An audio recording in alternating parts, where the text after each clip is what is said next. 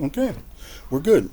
Um, Sorry guys, I just had to like delete a lot of stuff, clear it up before I can redo this video. This is just mainly like a Bucks report. Like Fansbro, they kind of updated their what's going on with them, like with the all teams with the draft picks and stuff like that. So it finally got updated. So I'm just over here looking at the Bucks draft picks. And I'm about to say I knew with that Wizards trade that they have a second round pick. So this might be a little bit confusing to me for this year's second round pick, but I'm gonna read it. Maybe if I like done reading it, I'll probably will understand it more. Like I said, Ivy over there want to play catch. Let's see. It'll be Washington, Golden State, Detroit, or Phoenix swap rights. Because this was from the Wizards. Boston will receive the more favorable of the Golden State's 2025 second round pick, Washington's 2025 second round pick, Detroit's 2025 second round pick. Let's see, protected selections 56 through 59, which with Golden State or Washington or Detroit, that protection is not going to happen. Dallas 2025 second round pick. Utah will receive less favorable of one the Dallas pick and two the more favorable of the Detroit pick if Canino. The Golden State Warriors or Washington's pick. Washington will receive none of if the Detroit is not Canino, but otherwise receive the most favorable of one the less favorable of this pick and the Golden State Warriors pick. Two, less favorable of a more favorable of the two.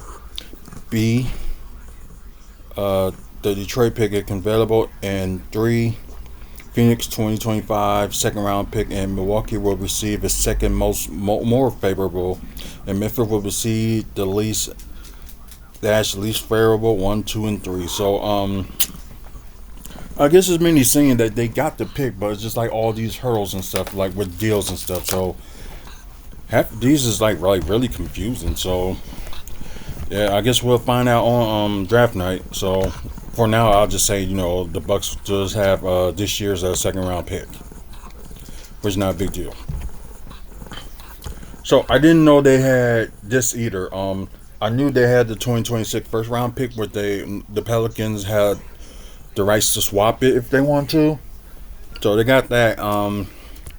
Then you got somehow they end up with Utah's 2026 second round pick, protected from 31 to 55. That means if it doesn't make it down there to like the bottom four, the Bucks will get it if it's like the bottom four. Otherwise, if it's there, the Bucks don't get it. So yeah.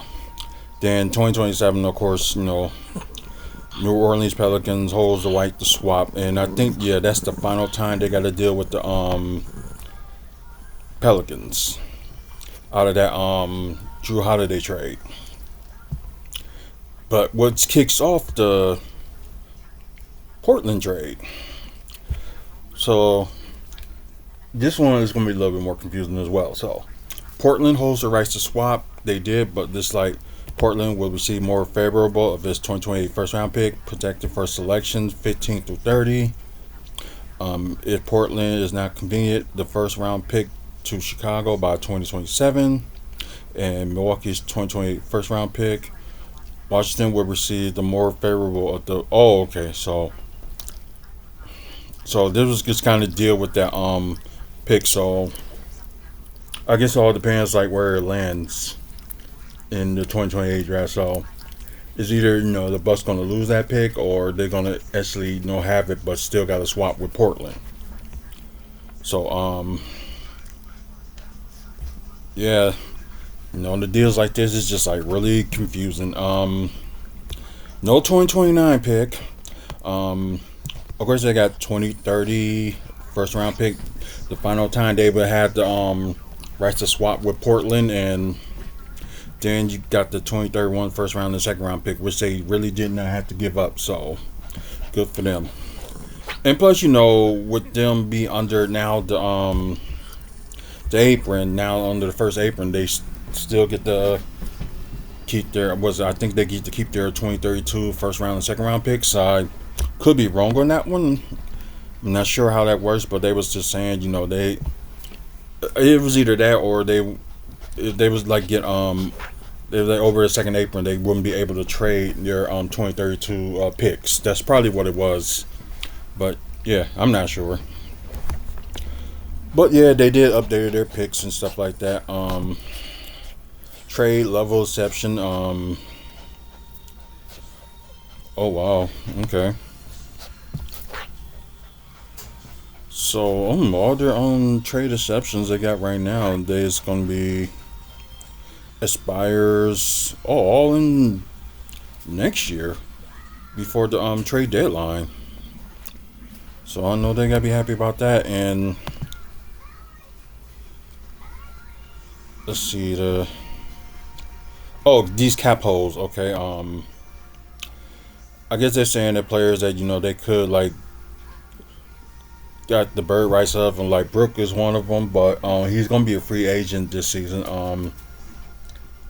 Okay.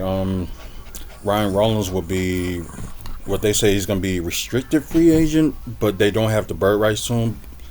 But the Bucks can't max out any contract that other teams give him. Um, we know about the Thanasis situation. Like he didn't get signed with the team because of his injury, and he was out for like most of the year anyway. Um, Torrey Prince, of course, he's a free agent. So, of course, the Bucks do not have no bird rights for him. Same thing with Gary Trent Jr. because they only had been with the team at least for like a season. If it was like two or more, they could. Um, Dariano, not counting him. Pat Beverly, Myers Leonard, he retired. Gordon Dragic, he retired, and of course I don't know why they got Jeff Teague on here. But although Jericho Sims will be a free agent this coming year, but they will have the bird rights to him, so they can give him any type of contract they want, and yeah, you know what to deal with that. But okay, he's one of the few people I think they should keep Stanley Moulay of course free agent, so they could sign him once again to a two-way rights if they want to. So so yeah, Bucks will have some decisions to make next season. And plus, like I said, they got this year's second round pick, so hopefully if they can find that diamond in the rough like a center. But it's just like I said, there are a coach and a center away from they can be like real contenders. Like the way they play, they had their 7-game winning streak. Like they can I think they can contend now, but I think they'd be like way big of a contenders if they get that right center that can something like Jericho Sims, but also can shoot and can protect the rim like Brook. So maybe they'll find something out of the draft or maybe free agency. We don't know. Let's see. Let's see. The first apron. Okay, it's like one. Okay, yeah, the limit of the first apron was 195.9, but they're 28 million on the I think they're 20 million under the second apron. So like that trade, really kind of helped them. And let's see, tax base over 23 million of that. And let's see, I'm just glad they got some of these things that explain everything. So they got total cap is 224 million. Cap holds, of course, that's minus 59.9 million, and unlikely in some T&Cs or whatever they call it, 3 million, and trade machine transaction is 0. So that's why they they end up with the 167.7 million. Oh, okay, that springs it. The cap threshold, okay, is 154.6. So Yeah, I think if they go under 150 million, they will be not even around the first apron. But test threshold when they 7.8. That's when they hit the second apron. So all that they had going on, and them trades are worth it. And I know some people's like, oh, they shouldn't have do those trades. Yeah, they should. It's not just about owners like saving money, but like I said, now these new rules, there's like penalties is a fact on this. So because it's just some of y'all just got to really understand. It's like most of this stuff I understand, but there's few things that I just don't understand. So maybe they explain more of it over the summer, or they're gonna have like a uh MBPA meeting or something like that with the Players Association and stuff like that. It was the Players Association that made these rules, and the higher up just like went with it. I just think it's just like one of the stupidest things that they ever did. But what can I say? Just whatever. Um, so let's look at current roster. On why they got it down to 12.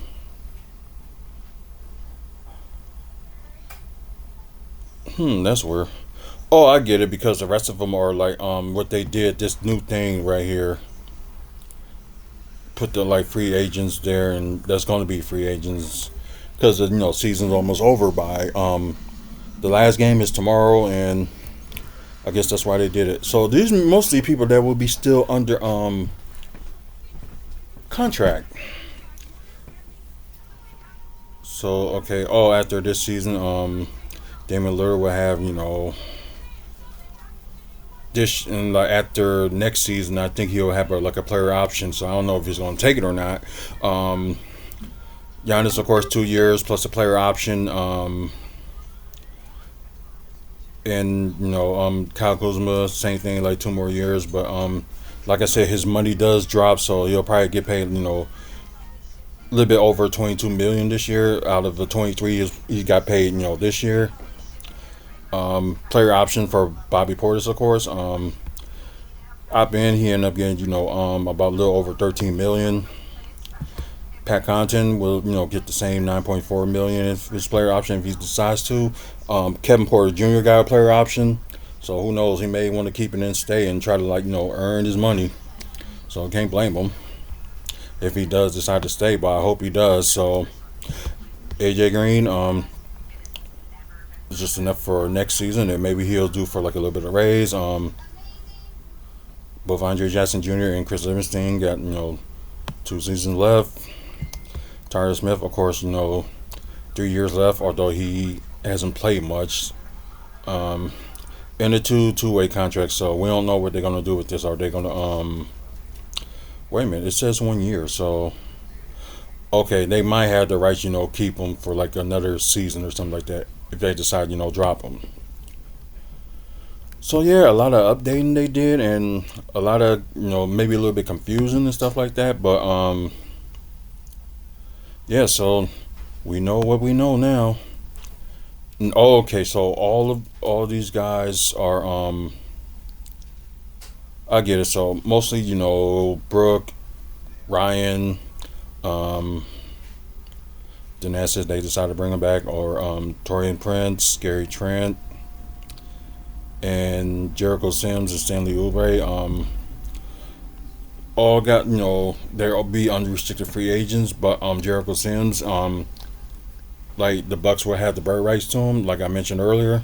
So they can like offer him more money if they want to. So let's just say they offer him like maybe like over of what he's worth. So they let's just say like he's worth 5 million, they'll pay him like 7. So the Bucks can do that. So yeah, a lot of stuff going on, and I don't know why they got all these other ones there, and they're not even like most of them ain't even in the league anymore. So I don't get why they still got some of them on here. But my thing is oh, they said Brook Lopez could be owed of 34.5 million. Nope. I'm sorry, they gotta let that go. Either he take like lower, or he just gotta go.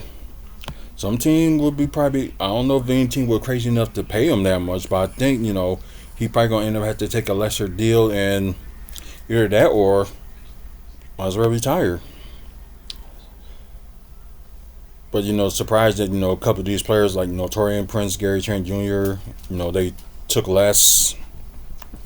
It's kind of like the thing they just bet on themselves, and there probably would be a market for both Torian Prince and Gary Trent Jr. So only thing we can hope is that the Bucks at least will try to keep him. So it's like a wait and see on that one too. So what y'all thoughts about this? What y'all think about the all season for the Bucks? I know I did a video like this earlier, like we was doing like what ifs, but right now, since tomorrow will be the final game of the season for all teams, and the play-in starts Tuesday, and the official playoff starts Saturday, well next Saturday. So yeah, a lot of stuff going on, and just let me know your thoughts. Just comment below. Please like the video if you like it. Subscribe to the channel. We're trying to get to 1,000 subscribers by the end of the year. Hopefully we can get there. Like I said, looking good so far. And over 2,500 videos and counting. So check them out. We're not just talking about Bucks content. We talk about wrestling content. We talk about comic book, movies, and TV news, and also developments that's going on in Milwaukee. So ain't those like interest you, this will be the channel for you to subscribe to. Also check out the website wrestlingfanspeakout.weebly.com for like upcoming events, videos like this, and also events that we were at, like with